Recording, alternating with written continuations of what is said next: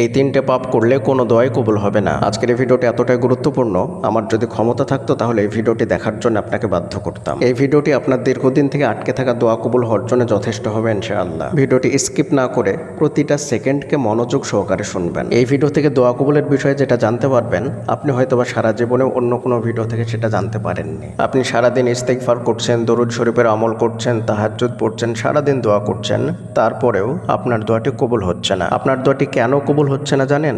তার কারণ হচ্ছে আপনি হয়তোবা এই তিনটে পাপের কোনো একটা পাপ করছেন, যার কারণে আপনার দোয়াটি কবুল হচ্ছে না। কিন্তু দুঃখের বিষয় হলো আপনি হয়তোবা বুঝতেই পারছেন না এই তিনটে পাপের কোনো একটা পাপ আপনার দ্বারা হয়ে যাচ্ছে প্রতিনিয়ত। আপনি যদি সত্যি বুঝতে পারতেন এই তিনটে পাপের কোনো একটা পাপ আপনার দ্বারা প্রতিনিয়ত হচ্ছে, তাহলে হয়তোবা আপনি অনেক আগেই সে পাপগুলো ছেড়ে দিতেন। কিন্তু আপনার না জানার কারণে আপনি সে পাপটাও ছাড়তে পারছেন না এবং আপনার দোয়াও কবুল হচ্ছে না। আপনি শত আমল করেও দোয়াটি কবুল করাতে পারছেন না। যাদের দোয়া কবুল হয় না তারাই একমাত্র বুঝতে পারেন দোয়া কবুল না হওয়ার যন্ত্রণা কত বেশি। একজন মানুষ যখন কঠিন বিপদে পড়েন, তার দোয়াটা কবুল হওয়াই লাগবে এমন পরিস্থিতি চলে আসে, তখনই কিন্তু সেই ব্যক্তি আল্লাহর দরবারে হাত তোলেন। কিন্তু হাত তুলেই যাচ্ছেন, দোয়া করেই যাচ্ছেন, আমল করেই যাচ্ছেন, তারপরে দোয়া কবুল হচ্ছে না। সেই সময় অনেক বেশি কষ্ট হয়। এই কষ্টটা পৃথিবীর কাউকে বোঝানো যায় না, কাউকে বলা যায় না, বা কারোর সঙ্গে শেয়ার করা যায় না। আবার আমাদের জীবনে এমন কিছু চাওয়া থাকে যে চাওয়াগুলা, যে দোয়াগুলা শুধুমাত্র আল্লাহ ছাড়ার অন্য কারোর সঙ্গে শেয়ারও করা যায় না। যখন একমাত্র রাস্তা আল্লাহ সুবহানাহু ওয়া তাআলা, আর সেখান থেকে যদি আমরা কোনো সাড়া না পাই, উত্তর না পাই, তাহলে আর কোথায় যাব আমরা? আমাদের কাছে আর বিকল্প কিছুই বাকি থাকে না। রাত্রে উঠে তাহাজ্জুদ সালাতের সিজদায় আল্লাহর দরবারে দোয়া করছেন, চোখের পানি ফেলে আল্লাহর দরবারে চাইছেন, তারপরেও দোয়াটি কবুল হচ্ছে না। সারাদিন উঠতে বসতে চলতে ফিরতে সবসময় মুখে ইস্তেগফার পড়ছেন, ইস্তেগফারের আমল করছেন, তারপরেও সেই কাঙ্ক্ষিত দোয়াটি কবুল হচ্ছে না। পাপ এমন একটি জিনিস, পাপের দ্বারা তো আখিরাত বরবাদ হয়ে যায়, সঙ্গে দুনিয়াটাও এলোমেলো হয়ে যায়। কম বেশি সব পাপেরই আসার দুনিয়াতে পড়ে এবং আখিরাতে জাহান্নাম তো থাকেই। এর মধ্যে কিছু মারাত্মক পাপ আছে যেই পাপগুলার শাস্তি আপনি দুনিয়াতে 100% পাবেন, পাবেনই পাবেন। এই পাপগুলা করলে আপনি দুনিয়াতে 100% শাস্তি পাবেন। আর পাপের কারণে বেশিরভাগ ক্ষেত্রে রিজিকের সংকীর্ণতা আসে, দোয়া কবুলে বাধা সৃষ্টি হয় এবং জীবন এলোমেলো হয়ে যায়। আপনি যে কোনো পাপ করলেই আপনার দোয়াতে বাধা সৃষ্টি করবে, রিজিকের সংকীর্ণতা আসবে এবং জীবন থেকে শান্তি উঠে যাবে। এগুলো হচ্ছে পাপের তাৎক্ষণিক শাস্তি। মানে আপনি পাপ করলেই এই তিনটে শাস্তি আপনি সঙ্গে সঙ্গেই পেয়ে যাবেন। 1 ঘন্টার মধ্যে, 1 দিনের মধ্যে আপনি এই শাস্তিগুলো পেয়ে যাবেন। এখন অনেকেই বলবেন যে আপনার সমাজে অনেক এমন ধনী ব্যক্তি আছে যারা প্রতিনিয়ত পাপ করে চলেছে, এমন কোনো পাপ নেই যে যেগুলো তারা করে না। দুনিয়ার সব পাপ করা সত্ত্বেও তারা বহাল তবিয়তে ধনী আছে, জীবনে শান্তি আছে এবং সুন্দর মতো সমাজে প্রতিষ্ঠিত আছে। কই এই তিনটে শাস্তি যদি তারা দুনিয়াতে পায়, তাহলে তাদের অবস্থা এত ভালো কেন? এই প্রশ্নটা তো অনেকেই করেন বা অনেকের মনের মধ্যে আসে। আমি আপনাকে বলবো, সেই ব্যক্তিও শাস্তি পাচ্ছে, আপনি হয়তো সেটা দেখতে পাচ্ছেন না। আমি আপনাকে সেগুলো ধরিয়ে দিচ্ছি, আপনি মিলিয়ে দেখে নিন সেই ব্যক্তি এই শাস্তিগুলো পাচ্ছে কি পাচ্ছে না। 1 নম্বর হচ্ছে দোয়ায় বাধা সৃষ্টি হওয়া। আপনি কি জানেন সেই ব্যক্তি কি দোয়া করছেন বা তার দোয়া কবুল হচ্ছে কি হচ্ছে না? আমরা কেউ কারো দোয়ার বিষয়ে জানি না, তাই সেই ব্যক্তির দোয়া কবুল হচ্ছে কি হচ্ছে না সেটা আপনি আদৌ জানেন না। এমনও তো হতে পারে সেই ব্যক্তির এমন একটা জিনিস প্রয়োজন, দীর্ঘদিন থেকে দোয়া করছে কিন্তু তার দোয়া কবুল হচ্ছে না, আপনি সেটা জানেনই না। 2 নম্বর বিষয় হচ্ছে রিজিকের সংকীর্ণতা। এখানে আমাদেরকে একটা বিষয় স্পষ্টভাবে বুঝতে হবে, রিজিক মানে শুধুমাত্র বাহ্যিক সম্পদ নয়। রিজিক মানে হচ্ছে বাধ্য সন্তান, বাধ্য স্ত্রী। রিজিক মানে হচ্ছে অন্তরের শান্তি। রিজিক মানে হচ্ছে আমরা যে খাদ্য গ্রহণ করি সেটাও। আপনি প্রতিটা ধনী ব্যক্তির ক্ষেত্রে দেখবেন তার কাছে হাজারো টাকা থাকে, হাজারো সম্পদ থাকে, কিন্তু সে তার মন মতো খাবার গ্রহণ করতে পারে না, খেতে পারে না। তার ডাইনিংয়ে, তার ফ্রিজে হাজার রকমের ভালো ভালো খাবার থাকলেও সে তার মন মতো খাবার গ্রহণ করতে পারে না, খেতে পারে না। চাইলে আপনার মতো আমার মতো বিরিয়ানি পোলাও খেয়ে তৃপ্তির ঢেকুর তুলতে পারে না, চাইলে সে গরুর মাংস খেতে পারে না। অন্য একজন ব্যক্তি গরিব, তার কাছে টাকা নেই বলেই সে খেতে পারছে না। তাহলে ধনী ব্যক্তি এবং গরিব ব্যক্তির মধ্যে পার্থক্য কি? একজনের কাছে থাকা সত্ত্বেও খেতে পারছে না, আর একজনের কাছে নেই তাই খেতে পারছে না, কিন্তু দুজনেই খেতে পারছে না। গরিব ব্যক্তি এই তীব্র গরমে রাত্রে ঘুমাতে পারছে না, বারবার ঘুম ভেঙে যাচ্ছে। অন্যদিকে ধনী ব্যক্তির সুন্দর বিছানা, রুমের মধ্যে এসি থাকা সত্ত্বেও রাত্রে ঘুম আসছে না। তাহলে এই ধনী ব্যক্তি এবং গরিব ব্যক্তির মধ্যে কোনো পার্থক্য থাকলো?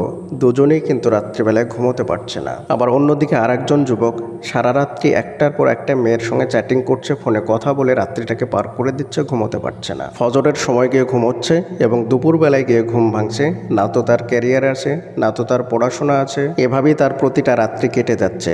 আমরা বাহ্যিকভাবে দেখতে পাচ্ছি এই ব্যক্তিও, এই যুবকও কিন্তু শান্তিতে আছে। সে অনেকগুলা গার্লফ্রেন্ড নিয়ে ঘুরছে, সারাদিন ঘুমিয়ে থাকে, রাত্রিবেলায় গার্লফ্রেন্ডের সঙ্গে কথা বলে, চেটিং করে, কিন্তু 3জন ব্যক্তি রাত্রিবেলায় ঘুমোতে পারছে না। এখন হয়তো সে যুবক আছে, তার শরীরে যৌবনের রক্তের জোর আছে, তাই তার শরীরে কোনো প্রভাব পড়ছে না। কিন্তু আজ থেকে 5-10 বছর পরে দেখবেন যে কোনো না কোনো একটা মারাত্মক রোগ হয়ে তার দুনিয়াও গেল এবং আখেরাত তো আগেই সে হারিয়েছে। 3 নাম্বার হচ্ছে অন্তরের প্রশান্তি উঠে যাবে। আপনি প্রত্যেকটা ধনী ব্যক্তিকে দেখবেন যে রাত্রিবেলায় ঘুমের ঔষধ না খেলে তার ঘুম হয় না। তার কাছে বাহ্যিকভাবে প্রচুর সম্পদ থাকলেও অসংখ্য জায়গায় তার ঋণের বোঝাই সে টেনশনে বাঁচতে পারে না। তার স্ত্রী কথা শুনে না, অবাধ্য। তার সন্তানগুলা কথা শুনে না, অবাধ্য। যে যুবক, যে যুবতী 5টা-10টা গার্লফ্রেন্ড নিয়ে ঘোরে, সে যুবক যুবতীরও অন্তরে প্রশান্তি থাকে না। সে বয়ফ্রেন্ড গার্লফ্রেন্ডগুলোকে হ্যান্ডেলিং করতে করতেই তাদের দিন চলে যায়। ব্যক্তিগত জীবনে কোনো কিছুই উন্নতি করতে পারে না, না তো পড়াশোনায় ফোকাস দিতে পারে, না তো ক্যারিয়ারে ফোকাস দিতে পারে, কিছুই করতে পারে না।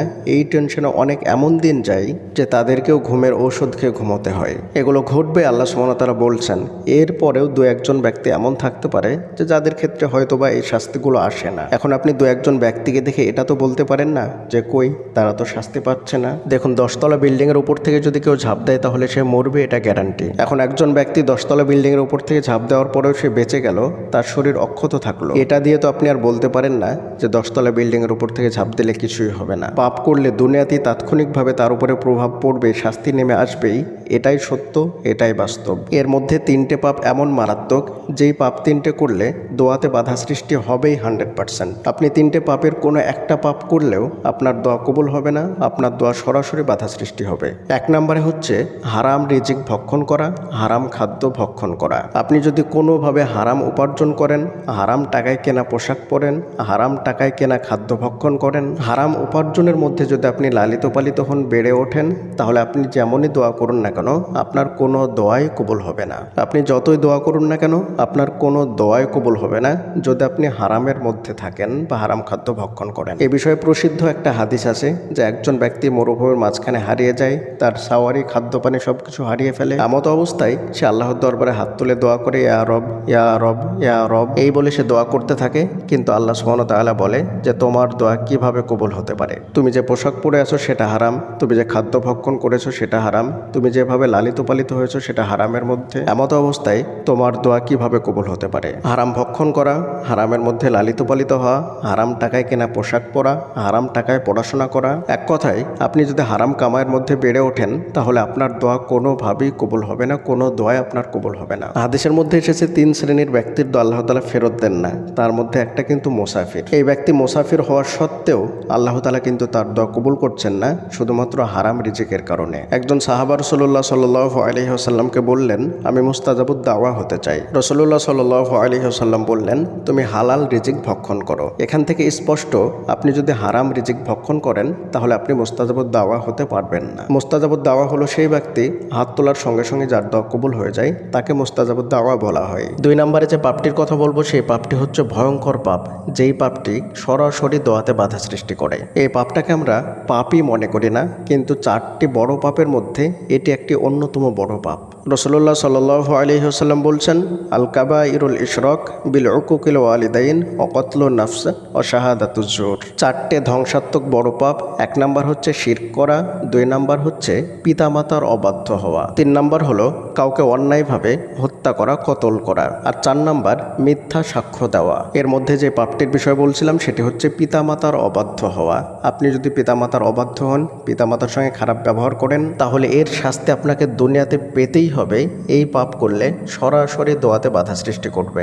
কোরআন মাজিদে সূরা বানী ইসরাইলের মধ্যে আল্লাহ সুবহানাহু ওয়া তাআলা বলছেন যে তোমরা পিতামাতার সঙ্গে শব্দটুকু করো না। আমরা অনেক সময় পিতামাতার ব্যবহারে বিরক্ত হয়ে এমন বলি না যে বাবা এমনটা বলো না তো, মা এমনটা করো না তো। এই যে মুখ থেকে শব্দটা বের করি, এটাই আপনার জীবন ধ্বংসের জন্য যথেষ্ট। তারা যেমনই হোক, তাদের সঙ্গে আপনাকে সর্বদা উত্তম আচরণ করতে হবে, ভালো আচরণ করতে হবে। এমনকি পিতামাতা যদি অমুসলিমও হয় তারপরেও পিতামাতার সঙ্গে আপনাকে ভালো ব্যবহার করতে হবে। হ্যাঁ, তারা যদি আপনাকে আল্লাহর বিধানের ক্ষেত্রে বাধা সৃষ্টি করে তবে তাদের কথা মান্য করা যাবে না, কিন্তু দুনিয়াবী ক্ষেত্রে তাদের বাধ্য হয়ে আপনাকে চলতে হবে, তাদের কথা শুনতে হবে। কিন্তু আল্লাহ যে বিষয়ে বলেছেন বা যে বিষয়ে নিষেধ করেছেন সে বিষয়ে যদি হস্তক্ষেপ করে তাহলে সেখানে তাদের কথা মান্য করা যাবে না। 3 নম্বরে যেই পাপটি দোয়াতে বাধা সৃষ্টি করে সেটি হচ্ছে জেনা করা, হারাম রিলেশনে থাকা, হারাম সম্পর্কে থাকা। এই জেনা সম্পর্কিত যতগুলো পাপ আছে এই পাপ যদি আপনি করেন, এর সঙ্গে যদি আপনি জড়িত থাকেন তাহলে আপনার দুনিয়াকে তাবাহ করে দেবে, বরবাদ করে দেবে, আপনি একদম নিঃশেষ হয়ে যাবেন, আপনার কোনো অস্তিত্বই থাকবে না পৃথিবীতে।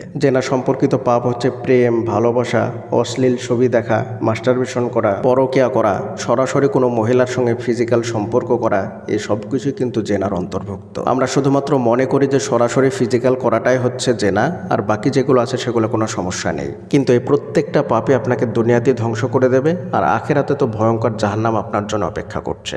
এই প্রত্যেকটা পাপে আপনার দৈনন্দিন জীবনের গতিবিধিকে বাধা সৃষ্টি করে, এতটাই ভয়ঙ্কর পাপ। আপনার জীবনের প্রত্যেকটা বিষয়ে বাধা সৃষ্টি করবে।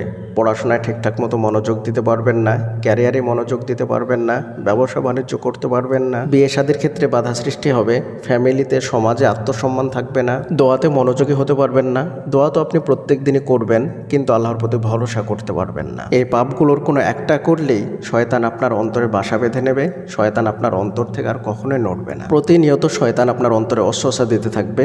আপনি দোয়া করবেন ঠিকই, কিন্তু আল্লাহর প্রতি কোনোভাবে আপনি ভরসা করতে পারবেন না। আপনি আমল এবাদতে মনোযোগ দিতে পারবেন না, কোনোভাবেই দোয়াতে আপনি ফোকাস দিতে পারবেন না। প্রিয়দিনী ভাই এবং বোনেরা, এছাড়া আরও অনেক পাপ আছে যে পাপগুলা করলে দোয়াতে বাধা সৃষ্টি হয়। তার মধ্যে এই 3টে পাপের কথা উল্লেখ করলাম বিশেষভাবে। মনে রাখবেন, পাপ মানেই আপনাকে ধ্বংস করেই ছাড়বে, সেটা দুনিয়াতে এবং আখেরাতে। পাপকে কখনোই ছোট মনে করবেন না, পাপ তো পাপই, তাই যে কোনো পাপ থেকে আমাদেরকে সবসময় বিরত থাকতে হবে। প্রিয়দিনী ভাই এবং বোনেরা, এই 3টে পাপ থেকে যদি আপনি নিজেকে বাঁচিয়ে রাখতে পারেন তাহলে ইনশাআল্লাহ আপনার যে কোনো দোয়াই কবুল হবে। পরিশেষে আল্লাহ দরবারে দোয়া করি, আল্লাহ তাআলা যেন আমাদের সকলকে প্রতিটা পাপ থেকে বেঁচে থাকার তৌফিক দান করেন, আমিন। আসসালামু আলাইকুম ওয়া রাহমাতুল্লাহি ওয়া বারাকাতুহু।